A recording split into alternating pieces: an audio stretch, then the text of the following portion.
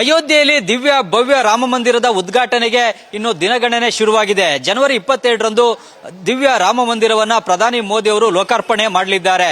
ಈಗ ರಾಮ ಮಂದಿರದಲ್ಲಿ ಬೃಹತ್ ಆದಂತಹ ಗಂಟೆಯನ್ನ ಇಡ್ಲಿಕ್ಕೆ ಈಗ ದಾನವಾಗಿ ಈಗ ನೀಡಲಾಗಿದೆ. ಮುಖ್ಯವಾಗಿ ಈ ಗಂಟೆಯನ್ನ ತಮಿಳುನಾಡಿನ ಭಕ್ತಾದಿಗಳು ಅಯೋಧ್ಯೆಯ ರಾಮ ಮಂದಿರಕ್ಕಾಗಿ ನೀಡಿದ್ದಾರೆ. ಈ ಗಂಟೆ 613 ಕೆಜಿ ತೂಕ ಇದೆ. ಈ ಗಂಟೆ ಮೇಲೆ ಜೈ ಶ್ರೀರಾಮ್ ಅಂತ ಹೇಳಿ ದೊಡ್ಡದಾಗಿ ಬರೆದಿರೋದನ್ನ ನೋಡಬಹುದು.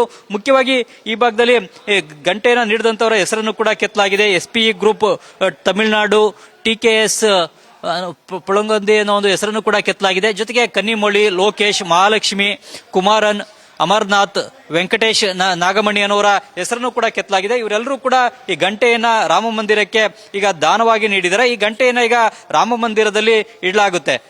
ದೊಡ್ಡದಾದಂತಹ ಗಂಟೆಯನ್ನು ಕೂಡ ಈಗ ಭಕ್ತಾದಿಗಳು ರಾಮ ಮಂದಿರಕ್ಕಾಗಿ ನೀಡಿದ್ದಾರೆ.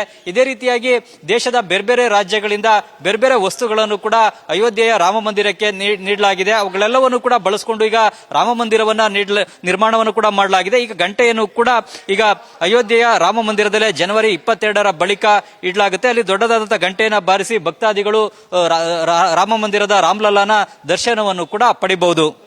ಕ್ಯಾಮರಾಮನ್ ರಘು ಜೊತೆ Chandramohan, news first, Ayodhya. News first ನಿರ್ಭೀತಿಯಿಂದ ನಿಮ್ಮ ಪರವಾಗಿ.